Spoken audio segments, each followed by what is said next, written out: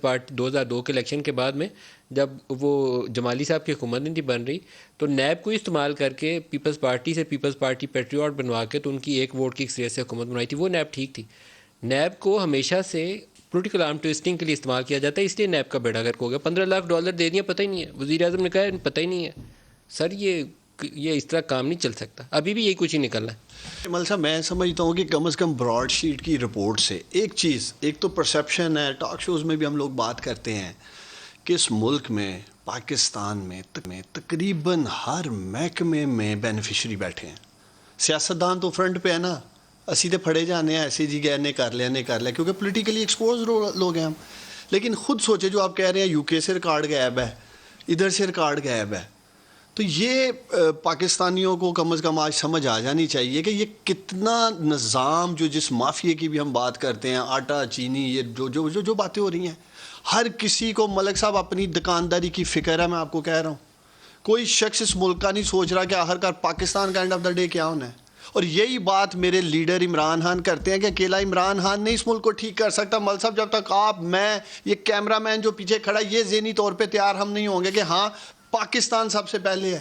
اب یہ کوئی نہ کوئی تو انہیں بچا رہا ہے, کسی نہ کسی نے تو ریکارڈ غائب کیا, چاہے اپنے ان کے نام ہے یا واٹ ایور ہے. کتنا مشکل ہے پاکستان جیسے ملک میں انکوائری کا کرانا, اسی لیے بیچ میں چیزیں غائب کر دی جاتی ہیں. نیب کا جو ذکر کیا ہے جا رہا ہے ماضی میں آپ کے سامنے ہے, میں آپ کی بات سے اتفاق کرتا ہوں کہ نیب آرم ٹوسٹنگ کے لیے استعمال کی جاتی رہی ہے. آپ کا میں پروگرام دیکھ رہا تھا, آپ ایک بڑی زبردست چند روز قبل بات کر رہے تھے, میں گھر بیٹھا آپ بات کرتا ہوں, آپ سنتے کبھی کبھی نہیں آپ کے اسی لیے پروگرام میں آتا ہوں کہ آپ زبردست بات کرتے ہیں, ورنہ میں تھوڑے جا رہا ہوں. لیکن ایک میں بات بتاؤں جو آپ بات کر رہے ہیں, آپ نے ایک اچھا مشورہ حکومت کو دیا کہ جو انکوائریز کھولنی ہیں آپ لوگوں نے اپنے دور میں پوری کر لیں, کریں چاہے یہ نہ مارے جائیں اگلے آنے والے عام. میں نہیں تو چوری کسی اور کی وہ عثمان ڈار کے گلے میں پڑ جائے گی. میں تو آنیار کہہ رہا ہوں بار بار, اس لیے کریں جو بھی ہے, جو ہے اس کے ساتھ جو بھی ہونا چاہیے کریں. زبیر صاحب ایک بڑا اہم سوال ہے کہ نیب کے اوپر کوئی بھی دور ایسا نہیں گزرا جس کو ہم اس کا گولڈن پیریڈ کہہ سکیں. کبھی بندے توڑے پیپلز پارٹی کے, کبھی نون لیگ کے بندے توڑنے کے لیے پولیٹیکل انجینئرنگ تو اب سپریم کورٹ نے کہہ دی, تو میرے جیسے جرنلسٹ کو کہے یا نہ کہے تو وہ سپریم کورٹ کی مہر لگی ہوئی ہے, پولیٹیکل انجینئرنگ کا ادارہ ہے. تو اتنا بڑا براڈ شیٹ کا جو بھانڈا ہمارے سامنے ہے وہ بھی ہے, اور ابھی بھی ہم اس پہ ڈھول پیٹنے کی کوشش کر رہے ہیں. کیا کہیں گے آپ؟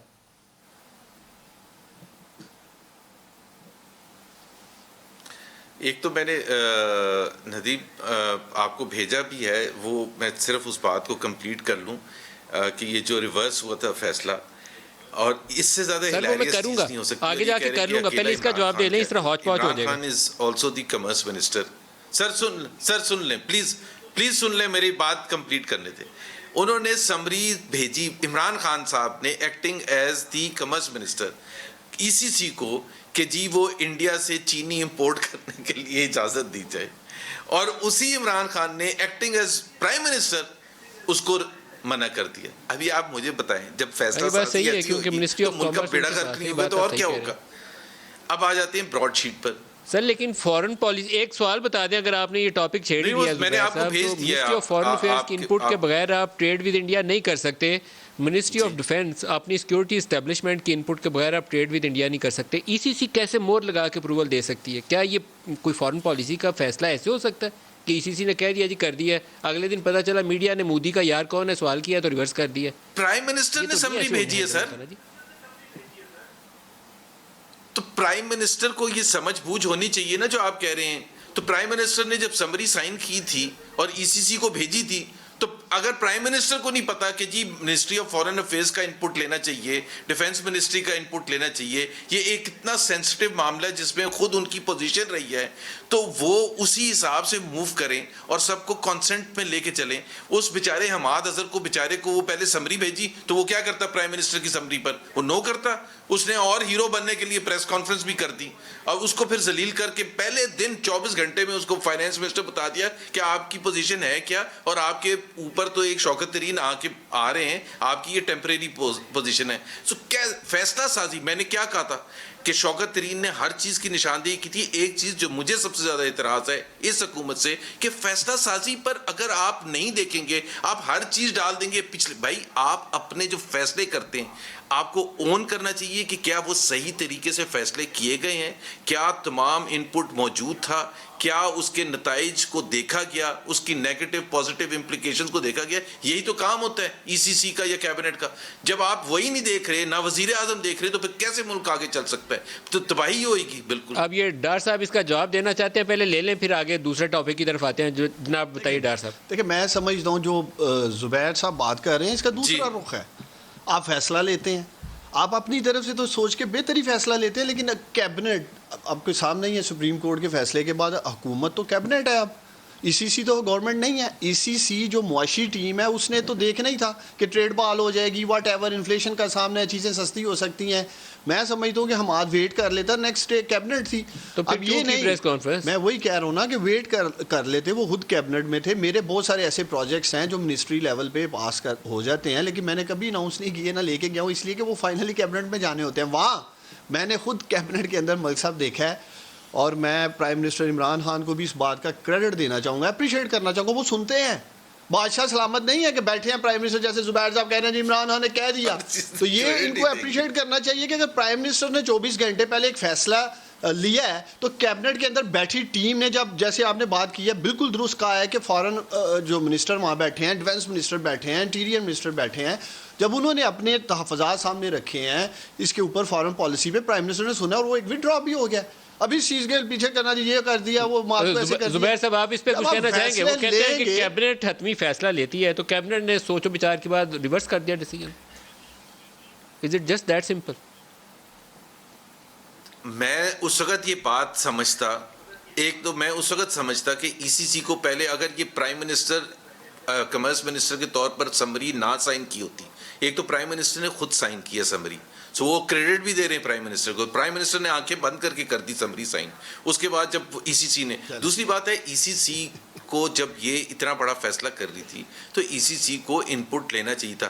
میں تو ندیم آپ ضرور انویسٹیگیٹ کریں کہ اس ای سی سی میں, کل والی ای سی سی میں کون بھاری بھرکم منسٹرز بیٹھے تھے اور کیا انہوں نے سب نے سپورٹ کیا تھا یا نہیں کیا تھا.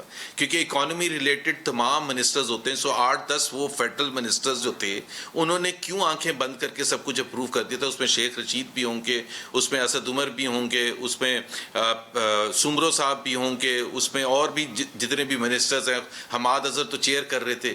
تو کیا اس وقت ان کی ڈسکشن, میں یہی تو کہتا ہوں کہ جب وہ فیصلہ کرتے ہیں کہ جی ایکسپورٹ کرتے ہیں آپ 11 لاکھ ٹن چینی, تو وہ کیا کس بنیاد پر فیصلہ کیا گیا تھا کہ آگے 3 مہینے کے بعد کیا ہوگا, پاکستان میں چینی کی کمی ہوگی جس کی وجہ سے پھر مہنگائی ہوگی. اور اب آپ دیکھیں کہ اس فیصلے کی وجہ سے پہلے انہوں نے بینک کیا کہ انڈیا سے منگوا لیں گے, اب ان کو ایک دوسرا طریقہ نکالنا پڑے گا امپورٹ کرنے کے لیے. وہ کتنا لمبا ہوگا, دوبارہ اسمبلی بنے گی, دوبارہ تحقیقات ہوں گی, تو اس کی وجہ سے پھر کمی ہوئے گی, پھر مہنگائی ہوئے گی. اور اس کو بلیم کس کو کریں گے؟ مافیاز کو کریں گے, شوگر پیرنٹس کو کریں گے. بھائی آپ کی فیصلہ سازی بہت ہی ایک غیر دانشمندانہ اپروچ ہے. پاکستان کے پاس اندر بیٹھے بٹھائے اچانک سے کسی کو آپ کہاں سے منگوائیں گے آتا کہ امپورٹ انڈیا سے کر لیں.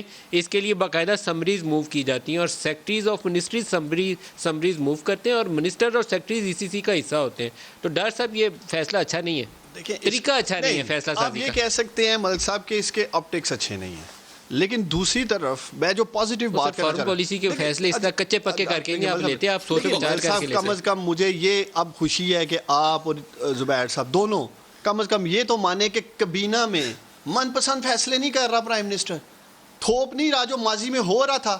زبیر عمر صاحب بتائیں کبھی تھی ان کی جرت میاں نواز شریف صاحب کے سامنے بول جائیں؟ میں کہتا ہوں میاں نواز شریف کو چھوڑے, مریم کے سامنے نہیں یہ لوگ بول یار فیصلہ, یہ تو ایسے بس درباری بن کے سارے کھڑے ہو جاتے ہیں. کئی ایگزامپلز ہیں, اگر ہم نے بات ملک صاحب کرنی ہے تو کم از کم آج یہ تو ثابت ہو رہا ہے نا کہ اگر پرائم منسٹر نے کچھ کہا ہے تو اس کی ٹیم نے ریزرویشن رکھی ہے, ڈسکشن ہوئی ہے, اس کے اوپر فیصلہ واپس ہو گیا. انہوں نے سوال پوچھا کہ کل ای سی سی میں کس کس نے ہاتھ اور منہ باندھے ہوئے تھے. وہ خیر میرے انفارمیشن نہیں ہے, وہ بھی انہوں نے دیکھیں ایک طرف یہ کہہ رہے ہیں ہیوی ویٹس بیٹھے تھے, تو پھر وہ ہیوی ویٹس جب کابینہ میں بیٹھے تھے تو کابینہ نے ہی کابینہ باری ہوئی نا, آفٹر تھاٹس. اور تو مل صاحب یہ آپ ٹویسٹ کر رہے ہیں نا, چٹیا کرو مل صاحب یار. ویسے زبیر صاحب میں عثمان ڈار کے ساتھ ملا ہوں سر, آپ ان کو گنجائش دے دیں. آج موتی چور کے لڈو مل صاحب کو کھلانے ہیں.